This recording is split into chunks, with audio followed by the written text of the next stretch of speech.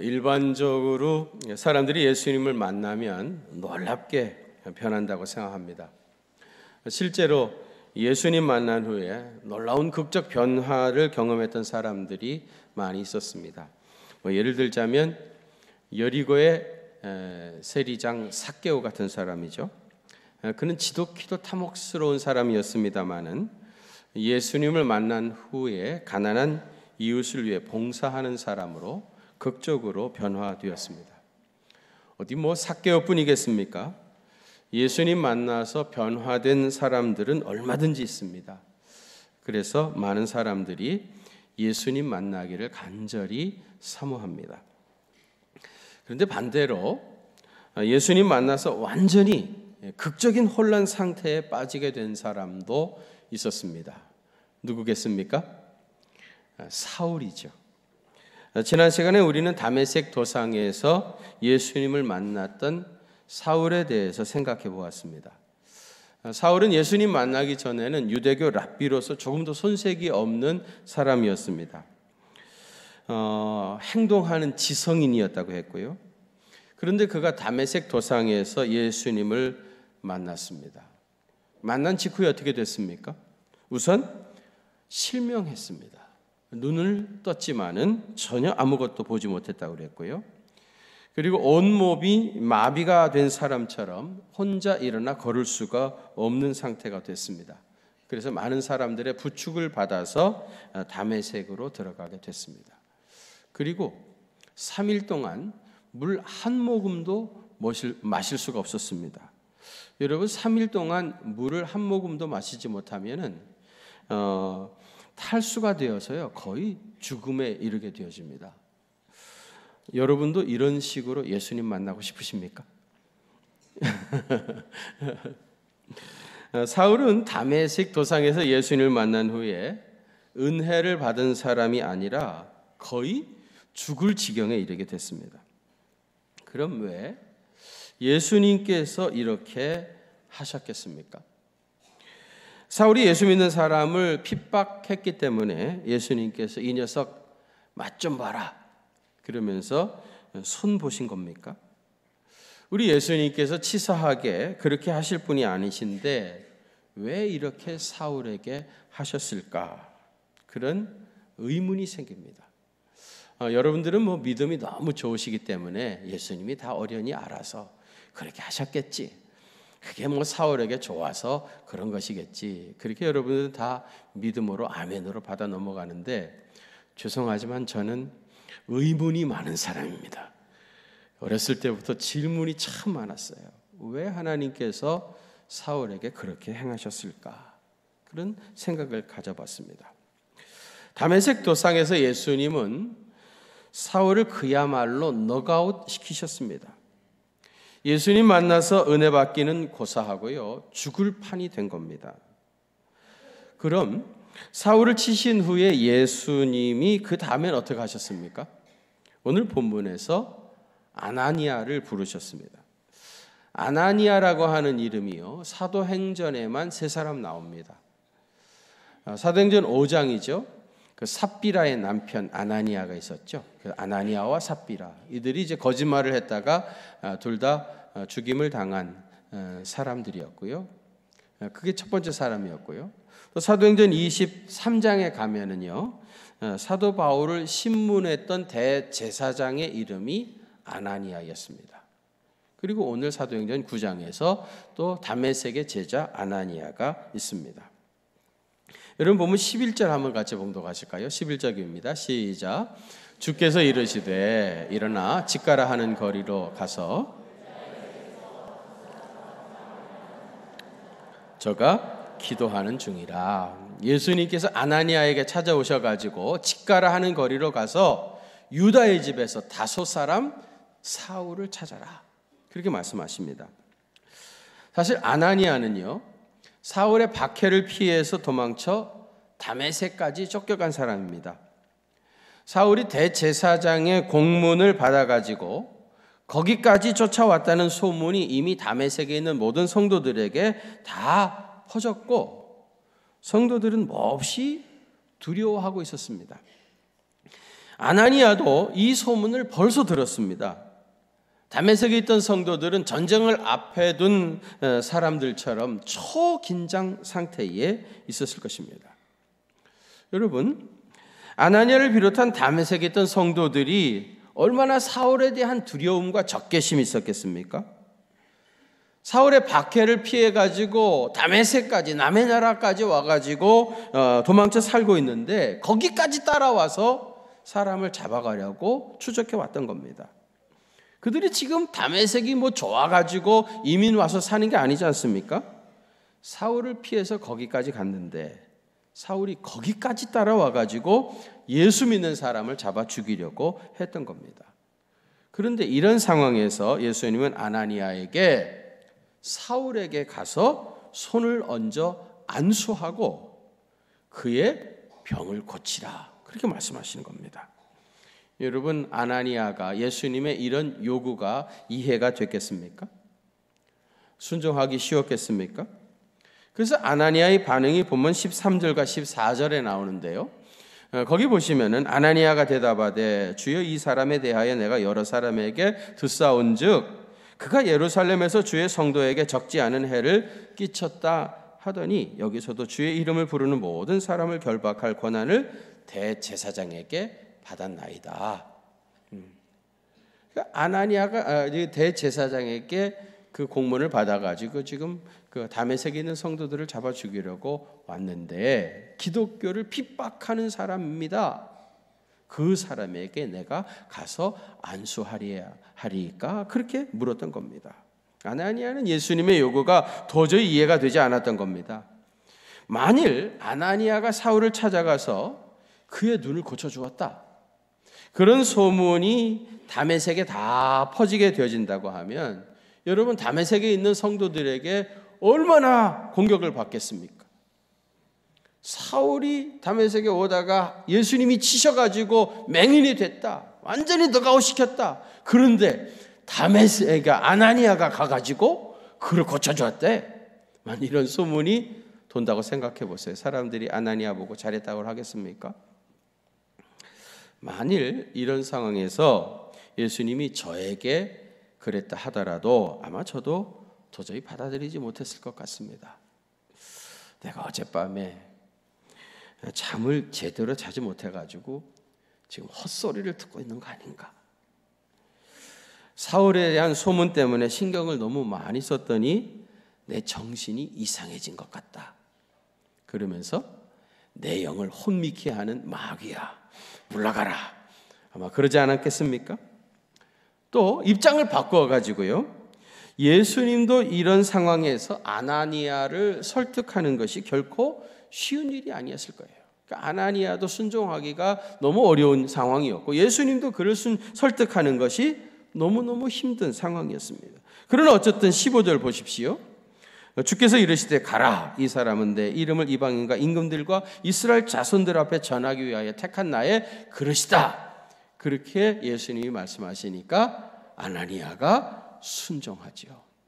그리고 가서 아나니아에게 내 형제여 그러면서 그를 끌어안고 그의 머리에 손을 얹었더니 하나님께서 역사하셔서 그 눈에서 비늘 같은 것이 벗겨지면서 눈을 다시 보게 되었던 겁니다. 그런데 저는 왜 예수님께서 이를 이렇게 번거롭게 처리를 하셨나, 그런 생각을 해봤습니다.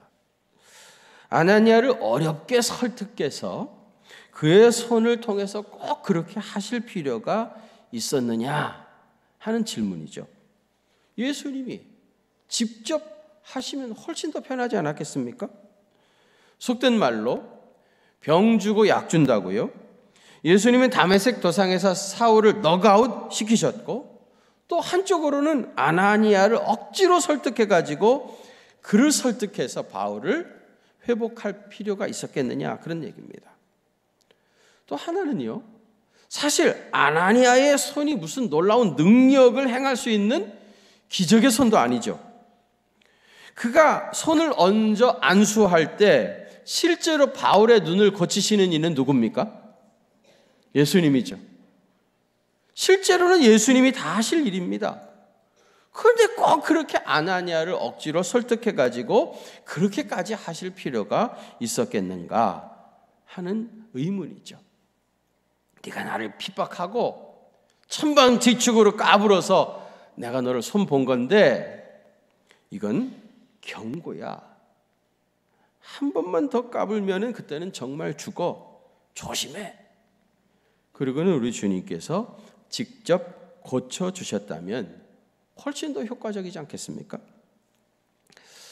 마태복음 14장에 보면 베세다 들녘에서 예수님께서 병자들을 고쳐주시고 천국 복음을 전하시다가 때가 늦어졌습니다.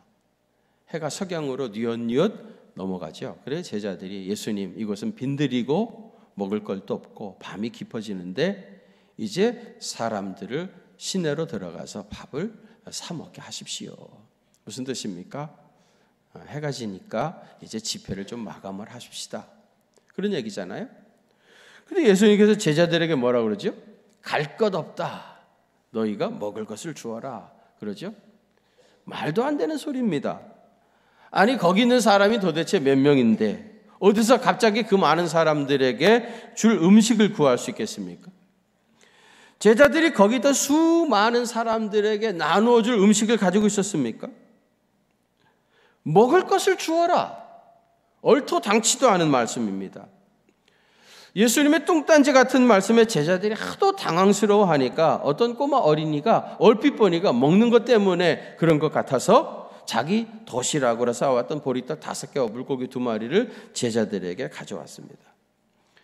이 아이가 철없는 어린아이니까 그것을 내놓았지 상황 판단을 할 수 있는 어른이었다면 그 상황에서 그 도시락을 내놓지 않았을 것입니다. 틀림없이 그날 어른들 중에서도 자기가 먹을 자기 도시락을 싸온 사람들도 많이 있었을 겁니다. 그러나 아무도 자기 도시락을 꺼내놔 봐야 거기 있는 그 많은 사람들이 다 먹을 수 없다 하는 판단이 섰기 때문에 그것을 내놓은 사람이 없었던 거죠. 제 생각에는 이 아이도 그것 가지고 거기 있는 사람 다 나누어 먹자고 제자들에게 가져온 것이 아니고 예수님이라도 드시라고 아마 가져왔었던 것 같아요. 옛날에 우리 소풍 갈 때에 김밥 싸가지고 선생님한테 갖다 드리는 것처럼 아마 이 아이도 예수님 드시라고 주님께 가져왔는데 그것이 기적의 떡이 되었던 겁니다. 그럼 만일 이 아이가 그때 그 순간에 그것을 내놓지 않았다면 예수님께서 그 사람들을 굶겨 보내셨겠습니까? 내가 다 뒤져보기 전에 도시락 싸오신 분들 다 꺼내놓으십시오. 콩알 한쪽도 나눠 먹으라고 했는데 치사하게 그러지 마시고 우리 다 같이 꺼내놓고 나눠 먹읍시다. 이제부터 가방 연다 실시 해가지고 가방 다 열으라고 그렇게 해서 나눠 먹었겠습니까? 옛날에 하나님께서 광야에 있던 이스라엘 백성들에게 만나와 메추라기로 40년간을 먹이셨습니다. 그렇게 하셨던 분이 베세다 들녘에서는 그렇게 할 수는 없었겠습니까? 꼭 코 흘리게 어린 아이가 자기 먹을 도시락을 꺼내놔야만 역사하실 수 있는 분입니까? 오늘은 제가 예수님께 너무 따지고 드는 것 같죠? 예. 아나니아의 손이 아니면 사울의 눈을 고칠 수 없는 것 같이 아나니아를 애써 설득하시고 어린아이가 떡을 내놓지 않으면 아무것도 할 수 없는 분인 것처럼 그렇게 하신 이유가 도대체 무엇이냐 하는 겁니다. 하나님은 사울을 부르셔서 이방인의 사도로 쓰시려고 하는 계획을 가지셨고요. 이 일을 이루어가는 과정에서 아나니아의 손을 잠시 사용하신 겁니다. 아나니아가 무슨 놀라운 능력을 행한 것은 아니지만 아나니아의 손을 통해서 사울의 눈에서 비늘 같은 것이 벗겨졌고 회복해 주신 겁니다. 아나니아가 순종하는 마음으로 예수님께 손을 잠시 빌려드렸더니 그의 손에서 주님의 놀라운 권능이 나타났던 겁니다. 여러분이 잘 아시는 것 같이 나중에 바울이 이방인의 선교사가 되어가지고요, 뭐 터키, 소아시아, 마게도니아, 지금의 그리스, 더 나아가서 로마까지, 이탈리아 반도까지 막 전하면서 그 복음을 전하고 막 하는 교회를 세웠습니다. 바울에 대한 이야기가 전 세계에 다 퍼지게 되었습니다. 이 소식을 듣고 누가 제일 좋아했겠습니까? 아나니아가 제일 좋아했겠죠. 아마 아나니아는 자기 손을 들고 다니면서 주께서 내 손을 통해서 그런 놀라운 역사를 이루셨다. 내가 주님께 잠시 손을 빌려드렸는데 이 손을 통해서 사울이 바울 되게 하시고 그 바울이 이방인의 사도가 되어서 얼마나 놀라운 일들을 행하고 다니셨는지 모른다. 아마 아나니아는 평생 그 손을 들고 다니면서 간증하며 살았을 겁니다. 또 그 어린아이도 말이죠. 오병이어를 주님의 손에 바쳤던 어린아이도 자기가 마치 5,000명의 아저씨들을 다 먹인 것 같은 그런 기쁨을 가지고 늘 평생 간증하며 살았을 겁니다. 여러분, 예수님은 아나니아의 손이 없이도 얼마든지 사울을 회복하실 수 있는 분이죠. 그런데 그 결정적인 순간에 아나니아를 부르시고 그를 애써 설득하신 이유는 뭐예요? 그에게 이런 기쁨을 주시려고 그랬던 거죠. 여러분 믿습니까? 아나니아에게 놀라운 기쁨을 주시려고 그를 애써 설득한 겁니다.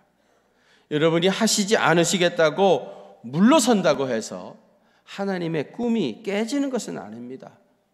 하나님은 한치의 착오도 없이 당신의 꿈을 결국은 성취해 가시는 분이십니다.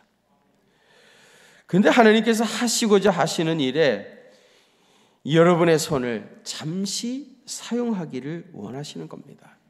그러니까 여러분, 하나님께서 지금 여러분의 손이 필요하다 그렇게 말씀하시면은요, 여러분은 놀라운 기회가 왔다 그렇게 생각해야 됩니다. 이건 아무에게나 주어지는 기회가 아닙니다. 일평생 찾아온 절호의 찬스가 왔다 그렇게 생각하시고 주님께 손을 빌려드리시기를 바랍니다.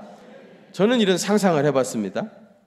만일 아나니아가요, 고집이 너무 세가지고 아무리 주님이 찾아오셔서 설득하시는데도 주님, 내 눈에 흙이 들어가는 한이 있어도 나는 그런 일을 못합니다. 절대로 못합니다. 끝까지 버티는 거예요. 그러면 어떻게 됐을까요? 결국은 내가 사울을 바울 만들어가지고 이방인의 사도로 쓰려고 했는데 이놈 아나니아가 끝내 말을 안 들어줘가지고 내가 어찌할 수 없었다. 그래서 세계 선교를 향한 주님의 꿈이 포기되었겠습니까? 천만의 말씀이죠. 아나니아가 말을 안 들면 아니야를 통해 가지고 말만 하면 그렇게 하겠습니다. 순종할 사람들이 셌습니다, 여러분. 아나니아가 말 안 들으면 아니야를 통해 가지고 주님이 역사하십니다. 그 영광이 누구에게 갑니까? 아나니아로 가요. 다른 사람 불러 쓰십니다. 하나님은 오늘도 여러분의 손을 통해서 당신의 권능이 나타나기를 원하십니다. 그리고 아나니아에게 그리하셨던 것처럼 여러분들을 설득하고 있습니다. 순종하며 나아가면 여러분의 손을 통해서 놀라운 역사가 나타나게 될 줄로 믿습니다. 여러분, 중국 연길에 가면은요, 연길에서 한 40분 정도 가면 용정이라고 하는 곳이 있습니다.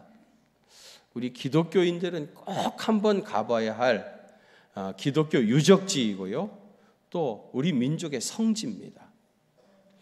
용정에 가면 제일 유명한 곳이 일송정이죠. 비암산이라고 하는 높은 산이 높지는 않습니다. 이름이 좀 그렇죠. 비암산. 높지는 않은 산인데 가보면은 소나무 한 그루가 이렇게 쫙 자라는데 그 일송정, 소나무 한 그루가 서 있는 정자라 해서 일송정인데, 유명한 거에 비해 가서 보면 소나무는 보잘것없는 조그만 나무입니다.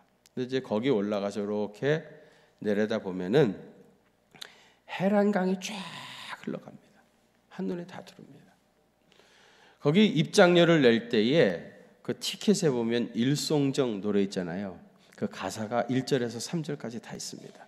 그 뒷면에 그걸 딱 뒤집어 펴가지고 일송정에서 그 가사를 일송주 한번 큰 소리로 부르게 되어지면은요, 진짜 잃어버린 나라를 되찾겠다고 말을 달리던 선구자들의 영성이 가슴으로 새록새록 다가와요. 선교자들의 영성. 그리고 이 용정에 가면 유명한 용정중학교가 있습니다. 이 용정중학교 출신들 중에 민족주의자들이 얼마나 많은지 몰라요. 제일 대표적인 사람 누구죠? 윤동주. 그리고 김재준 박사, 문익환 목사, 김동환 목사, 강원영 목사, 안명부 박사, 장준하 씨 다 용정중학교 출신입니다. 그리고 여러분, 김일성도 용정중학교를 나왔습니다. 북한의 제2인자인 최룡해 있잖아요. 그의 아버지가 최현인데요. 최현이. 이 사람도 용정중학교 출신입니다. 여기 우리 조선반도에서는 1919년 3월 1일 날 3.1 만세운동이 있었잖아요. 이 북한도에서는 3월 13일 날 만세운동이 있었는데 특별히 용정에 7,000명 내지 8,000명이 모여가지고 만세운동을 했다고 그래요. 이때 33명의 순교자가 나게 되어집니다. 이 만세운동이 있던 그 다음에 1920년입니다. 10월 달에 김좌진 장군이 이끌었던 청산리 전투에서 독립군이 일본과 싸우면서 크게 대승을 하게 되어지잖아요. 청산리 전투 그러잖아요. 일본이 패배를 하고 화가 나가지고요, 보복을 용정에 있는 기독교인들한테 합니다. 왜냐하면 일본 사람들이 생각할 때 독립군을 뒤에서 다 후원하고 그리고 만세운동을 일으켰던 세력이 기독교인이다 해가지고 기독교인들을 핍박을 하게 되어지는데, 용정에서 동북쪽으로 25리쯤 가게 되어지면은 현재 이름으로는 만주 룽중시 장암동이 나오는데요. 옛날에는 룽중시 동성룡 동명촌이었습니다. 동명촌. 여기 마을 41구 가구 전체가 다 기독교인인데요. 일본의 토벌 때 77명이 몰려와가지고 이 교회에다가, 동명교회에다가 33명 그리스도인들을 다 집어넣고 그리고 바깥에서 문장을 지르고 불을 질러버렸습니다. 불에 타던 성도들이 예배당 밖으로 뛰쳐나오면 죽창하고 칼로 찔러 죽이는, 그래서 33명 전체가 다 순교를 당한 그런 성지가 있습니다. 여기 수원 제암리에서도 그런 일이 있었던 것과 똑같은 일이 용정에서도 있었습니다. 당시 용정에 사는 사람들은 다 그리스도인이었어요. 여러분, 용정에서 이렇게 많은 애국지사가 나오고 기독교인들이 많이 나왔던 이유가 뭡니까? 저절로 그렇게 됐겠습니까? 어찌 하다 보니까 그렇게 됐을 것 같습니까? 천만의 말씀입니다. 그런 위대한 민족주의자들을 키워냈던 사람이 있었던 겁니다. 캐나다 선교사인데요, 로버트 그리어슨이라고 하는 분이 있었습니다. 우리나라 이름으로는 구예선, 그리어슨을 한문 표기로 구예선 선교사입니다. 캐나다 출신의 선교사신데요, 이분이 30살 때 1898년 9월 7일 날 여기 한양에 도착해가지고 여기서 우리 한국말을 공부하다가 원산을 거쳐서 북간도로 선교로 갔습니다. 거기 가서 많은 학교들을 세우고 교회를 세우면서 민족주의자들을 키워간 겁니다. 그리고 독립운동하는 일을 뒤에서 다 뒷발을 쳤던 거예요. 1935년까지 약 37년 동안 이 구유애선 선교사가 주님께 손을 빌려 드렸던 거예요. 그랬더니 그의 손을 통해서 그렇게 위대한 인물들이 나타나기 시작했었던 겁니다. 로버트 그리어슨 선교사님은 이미 돌아가셨습니다마는 그의 자손들이, 여러분, 우리나라가 그렇게 어려운 나라였었는데, 그런 황무지 같은 나라였는데 나라를 되찾고 번영하고 발전하기 시작해가지고 세계에 뛰어난 이런 민족이 되어지는 이런 모습을 보면서 그리어슨 선교사님의 그 후손들이 얼마나 자랑스럽게 생각하겠어요. 우리 아버지가 북한도에 가가지고 그 가난하고 배고픈 사람들에게 기독교의 가치관을 심어주고 기독교 세계관을 심어주고 나라 사랑하는 마음을 심어주고 사람을 키워냈는데 그 후손이, 그 나라가 이렇게 잘 되어졌다고 하는 걸 보고 그리어선 선교사님의 후손들이 지금 얼마나 자기 아버지를 자랑스럽게 생각하고 존경하고 좋아하겠습니까? 주님께 손을 빌려드리면 주님께서 그 손을 통해서 역사하십니다.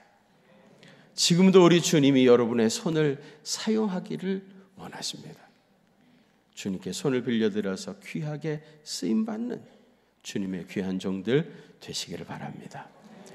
이제 잠시 주신 말씀 생각하면서 우리 같이 한번 기도하시죠.